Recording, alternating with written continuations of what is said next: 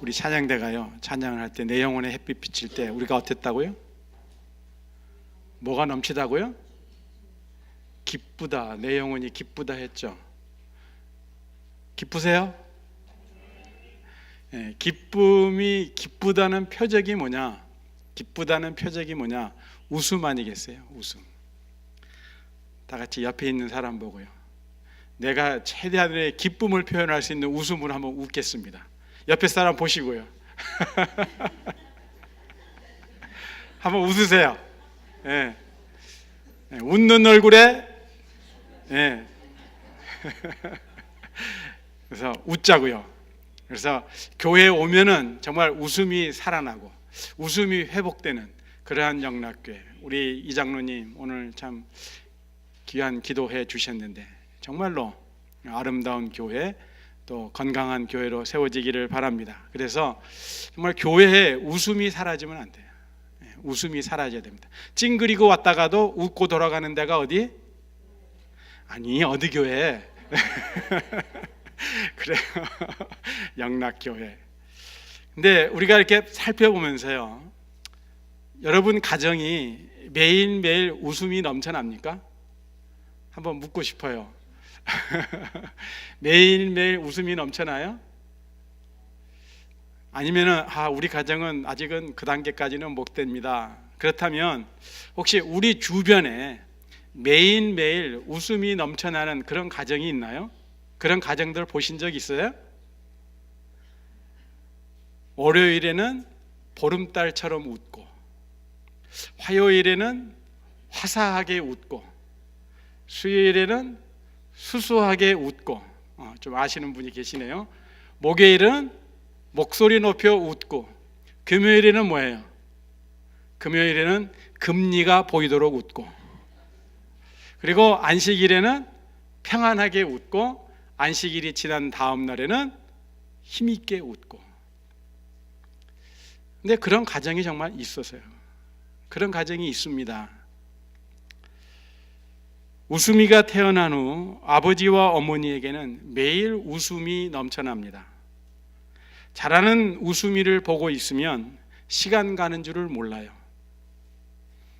웃음이가 태어날 적에 그 아버지의 나이가 100살이요. 그리고 그 어머니의 나이는 93세입니다. 감 잡으셨죠? 아버지 이름이 뭐예요? 아브라함, 어머니의 이름은 사라. 그리고 웃음이라는 이름을 가진 아기는 이삭입니다. 근데 이삭이라는 히브리어가 우리나라 말로 번역을 하면 웃음이에요. 웃음. 한번 우리 다 같이 한번 불러봅시다. 웃음아 한번 불러보세요. 우습죠? 그러니까 웃음이가 태어난 후로는 그 집안에 웃음이 끊어지지가 않는 거예요. 화나다가도 웃음아 부르면 어떻게 돼요? 웃음이 터지는 거예요. 그래서 시간이 흘러서 이 웃음이가 젖을 떼는 날, 옛날에는 대개 아이가 젖대기까지 한 3년 동안 어머니 젖을 먹고 자랐다고 합니다. 아브라함이 큰 잔치를 베풀었습니다. 근데 모두가 즐거운 날, 모든 것이 푸짐했던 그날에 이 어린 이삭이 배다른 형 이스마엘에게 놀림당하는 것이 사라의 눈에 띄었습니다. 사라의 마음이 어떨까요? 몹시 상했습니다. 이스마엘과 이 이삭과 나이 차이가 13살인데 사라의 마음에 이삭의 장래를 위해서 이스마엘의 존재가 불안하게 느껴졌습니다. 그래서 사라가 아브라함에게 말합니다. 이 여종과 그 아들을 내어 쫓으라.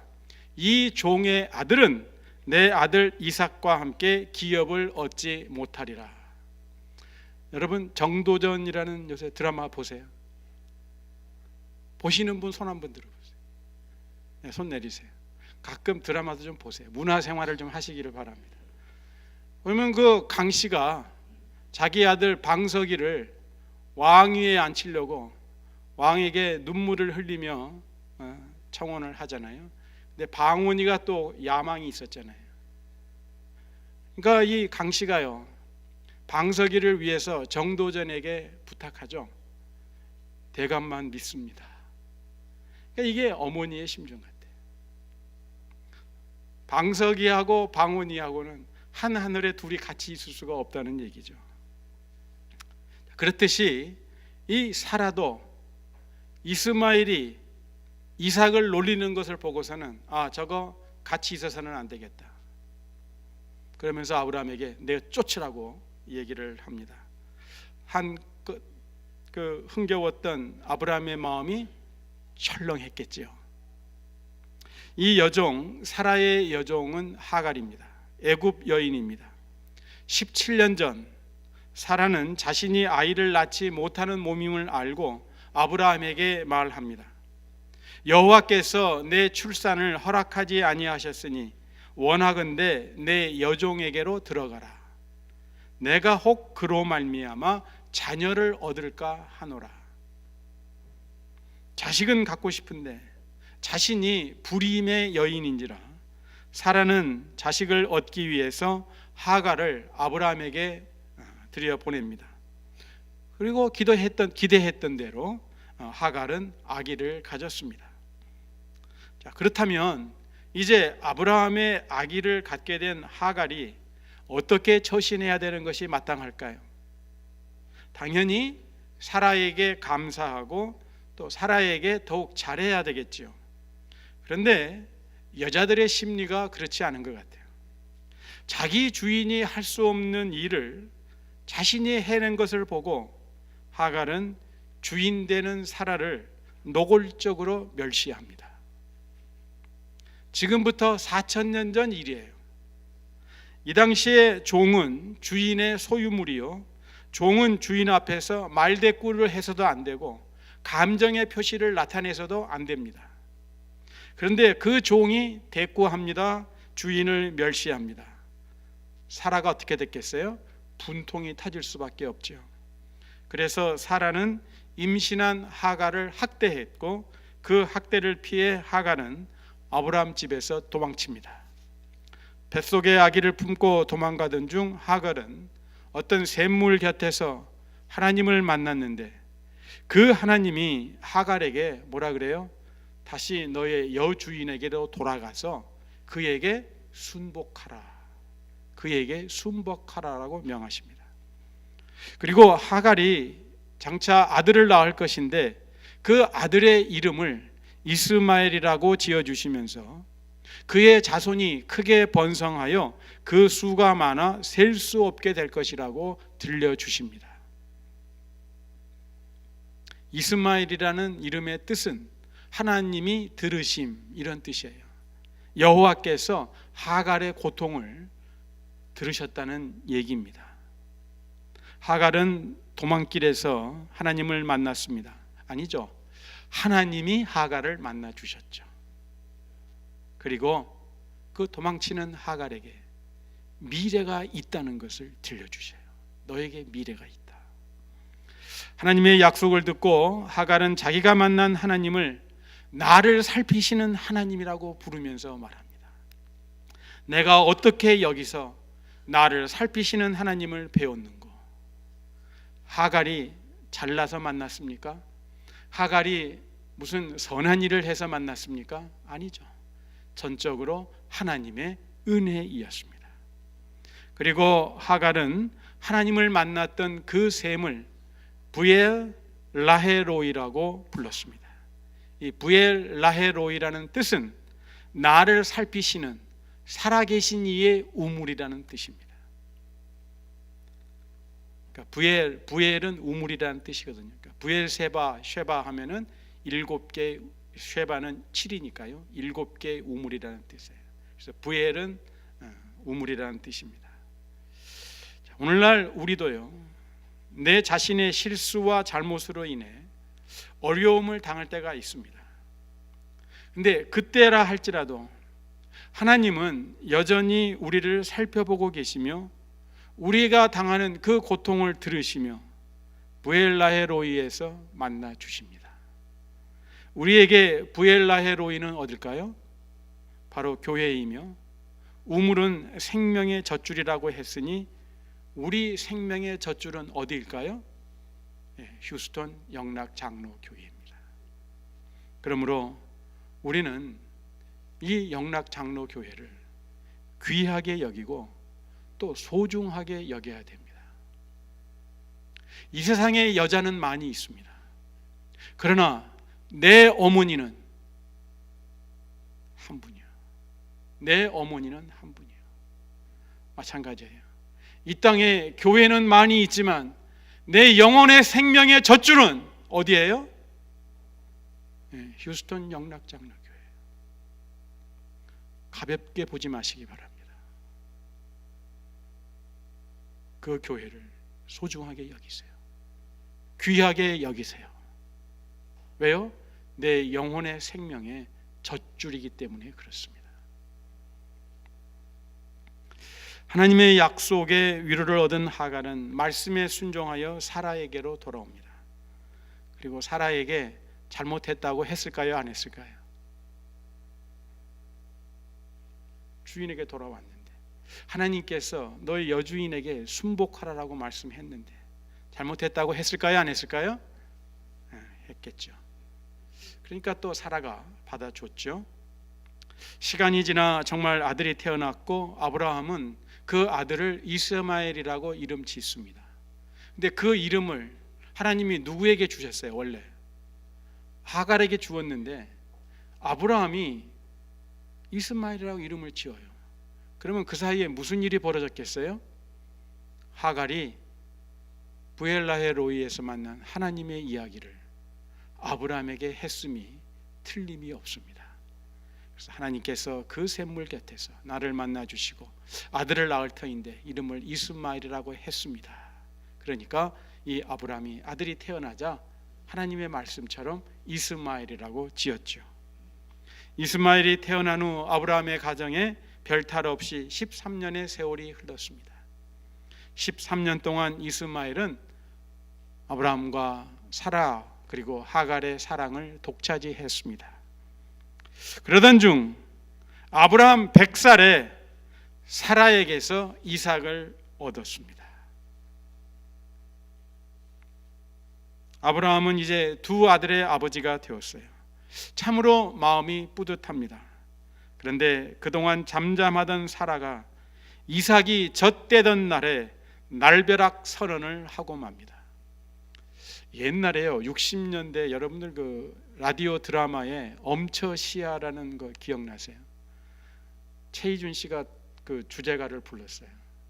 근데 그 엄처시야 주제가 가사 중에요 19 처녀 때는 수줍던 그 아내가 첫 아이를 낳더니만 호랑이로 변했네.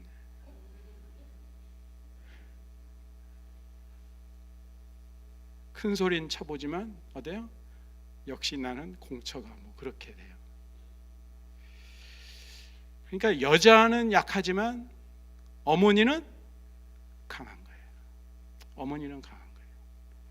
사라는 자신이 낳은 아들 이삭을 위해서는 이제 어떤 위험도 그대로 둘 수 없다는 어머니의 마음을 그대로 나타냅니다. 하나님의 놀라우신 능력을 직접 체험했음에도 93살 사라의 심령 속에 숨어있던 하갈에 대한 쓴뿌리는 없어지지 않았습니다. 그러니까 나이와 쓴뿌리는요 상관이 없는 것 같아요. 다윗도 자기가 죽을 적에 뭐라고 해요? 세 사람 그대로 편안하게 죽게 해서는 안 된다라고 솔로몬에게 부탁하고 죽습니다. 그러니까 이 마음의 쓴뿌리하고 나이하고는 상관이 없어요. 사실 사라는 한 번도 하갈이라는 이름을 불러본 적이 없습니다. 항상 여종이라고 불렀지 하갈이라고 부르지 않았습니다. 전에도 여종이라고 불렀고 지금도 여종이라고 부릅니다. 사라의 마음은 많은 세월이 흘러도 풀리지 않았지요. 이제는 아예 이스마엘과 그 하갈을 집에서 쫓아내리라 마음을 정했고 아브라함에게 강력하게 얘기합니다. 그날 밤 아브라함은 아버지로서 이스마엘을 생각하니 마음이 메어집니다. 자신도 본토 친척 아비집을 떠나본 경험이 있는 몸이에요. 그러기에 집을 떠난다는 것이 어떻다는 것을 잘 압니다. 사랑하는 아들 이스마엘이 집을 떠나 험한 인생길을 걸어야 한다니 밤잠이 오겠습니까? 아무리 생각해도 사라의 처사가 너무했다는 생각을 떨쳐버릴 수 없습니다. 깊은 고민에 빠져있는 아브라함에게 하나님이 찾아오십니다. 그리고 말씀하시는데 너의 아이나 너의 여종을 위하여 근심치 말고 사라가 너에게 이른 말을 다 들으라. 이삭에게서 나는 자라야 내 씨라 칭할 것임이니라. 그러나 여종의 아들도 너의 씨니 내가 그로 한 민족을 이루게 하리라. 하나님이 누구의 손을 들어주셨어요? 사라의 손을 들어주십니다. 자, 그렇다면 왜 하나님은 사라의 말을 들으라고 아브라함에게 말씀하셨을까요? 하갈보다 사라가 이뻐서 그랬을까요? 아니면 하갈은 종이고 사라는 주인이니까 집안의 질서를 세우기 위해서 사라의 말을 들으라고 했을까요? 아니죠. 사라가 하갈과 이스마엘을 내쫓으려는 동기는 오직 자기 아들 이삭을 위해서이지만 하나님의 마음은, 하나님의 계획은 이스마엘로 한 민족을 이루게 하기 위함입니다. 한 민족을 이루게 하기 위해서 이제 내보내도 좋다는 거예요. 하나님은 일찍이 아브라함에게 약속하셨습니다. 너로 큰 민족을 이루리라. 그래서 이제 이삭만이 아니라 이스마엘도 한 민족을 이루시겠다고 약속하심으로 아브라함은 한 민족이 아니라 두 민족의 아버지로 되어갑니다. 이 사건을 보면서 우리 사람들은 때때로 고약하고 나쁜 동기로 일을 꾸밀지라도 하나님은 선한 동기를 가지고 그 일이 진행되도록 하십니다. 그러므로 우리는 모든 일에 하나님을 인정해야 됩니다. 그리고 눈에 보이는 일이 마음에 안 든다고 하나님의 말씀과 뜻에 거역해서는 안 되지요. 하나님은 불완전한 인간의 생각과 계획을 통해서도 하나님의 뜻을 온전히 이루어 가십니다. 그래서 하나님은 전능하신 하나님이세요. 우리 눈에는 안 될 것 같은데, 그렇게 해서는 안 될 것 같은데 되는 거예요. 왜요? 하나님이 하시기 때문에. 그러므로 우리는 하나님의 말씀 앞에, 하나님의 뜻 앞에 겸손해야 합니다. 이제 아브라함에게 하나님의 뜻이 분명해졌습니다. 그래서 아브라함은 군소리 없이 하나님께 순종합니다. 아침에 일찍 일어나 떡과 물 한 가죽 부대를 취해 하갈의 어깨에 메어주고 이스마엘을 데리고 떠나게 합니다. 낳은 종 키운 종을 흠뻑 쏟았던 아들 이스마엘을 향한 그의 마음은 찢어지지만 이제 이스마엘의 앞날을 온전히 하나님께 맡기며 떠나보냅니다. 금쪽 같은 두 아들 중에서 한 아들이 그의 곁을 떠납니다. 그 아들을 보내는 아브라함이 아무 말이 없습니다.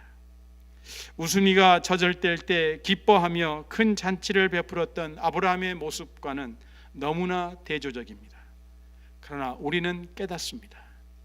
창세기가 여기서 끝나는 게 아니라 또 계속되잖아요. 아브라함의 삶이 절정에 이르렀을 때 이미 아브라함을 향한 하나님의 테스트는 시작되었습니다. 이스마엘을 떠나 보내야만 되는 시험에서 아브라함은 하나님의 말씀에 순종했습니다. 그리함으로 아브라함은 다음에 오는 더 큰 시험을 넉넉히 승리할 수 있었습니다. 다음에 오는 더 큰 시험, 그것이 무엇이었죠? 그것은 이삭을 하나님께 바치는 일이었습니다. 이스마엘을 떠나보낸 경험이 있었기에 아브라함은 이삭을 바치라는 하나님의 말씀에 그대로 또 순종할 수가 있었죠. 하나님은 결코 우리가 감당할 수 없는 시험 당하는 것을 허락지 아니하십니다. 우리가 감당할 수 있으니까 허락하시는 거예요.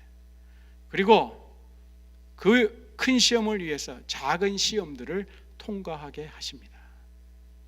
그때 순종하자고요. 우리는 아브라함의 순종을 보면서 우리에게 시험이 왔을 때 진실로 말씀에 순종하는 길 외에는 다른 길이 없음을 명심하자고요. 남을 판단하지 말라 하시면 우리는 그냥 남을 판단하지 않으면 돼요. 또 이웃을 사랑하라 말씀하시면 우리는 이웃을 사랑하면 됩니다.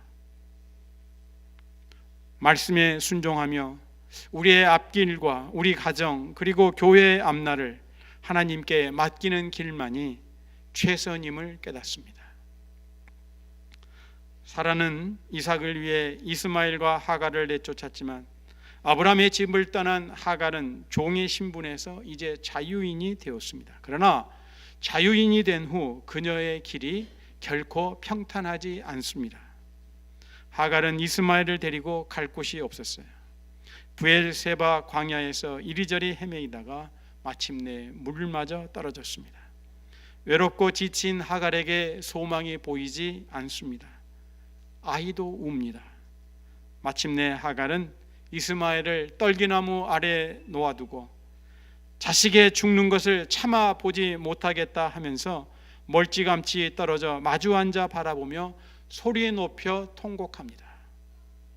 그때 감찰하시는 하나님의 사자가, 살피시는 하나님의 사자가 하갈에게 말씀합니다. 하갈아, 무슨 일이냐? 두려워 말라. 사라의 학대를 피해 도망치다가 브엘라헤로이에서 만났던 하나님이 광야에서 기진맥진한 하갈에게 다시 찾아오셔서 이름을 불러주십니다. 사라의 여종아 그렇게 부르지 않았어요. 아브라함의 여종아 그렇게 부르지 아니하시고 하갈아 부르셔요. 그러면서 두려워 말라 위로하십니다. 가죽 부대의 물이 다 떨어졌을 때 하갈은 두려웠습니다. 우리도 그렇지요. 의지하며 살았던 것이 사라져버리면 우리에게 두려움이 엄습해 옵니다. 그런데 바로 그때 하나님의 은혜가 하갈에게 임했습니다. 아이의 울음소리를 들으시고 하나님은 하갈의 눈을 밝히사 샘물을 보게 하시고 소망도 없고 외로움에 지쳐있는 어머니와 아들을 죽음의 문턱에서 건져내 생명길로 인도하십니다. 그리고 이스마엘로 한 민족을 이루게 하는 첫 걸음을 인도해 주십니다. 하갈의 삶의 이러한 과정을 보면서 하갈의 이야기는 흡사 이삭의 후손, 즉 야곱의 후손들의 이야기를 미리 보는 듯합니다. 그들은 애굽에서 종살이했습니다. 그리고 하갈이 광야에서 헤매었듯이 이삭의 후손 야곱의 후손들은 광야에서 방황했습니다. 하갈이 광야에서 목말라 했듯이 야곱의 후손들도 광야에서 목이 타는 경험을 해야 했습니다. 목이 탄 하갈에게 물을 공급해 주셨던 살피시는 하나님이 광야에서 목말라 하던 이스라엘에게 생수를 공급해 주셨습니다. 하갈의 이야기는 바로 이스라엘의 이야기입니다. 또한 하갈의 이야기는 우리들의 이야기이기도 합니다.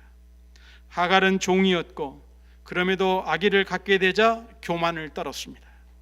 그리고 학대를 받자 주인으로부터 도망치는 것도 두려워하지 않는 반항적인 여자였습니다.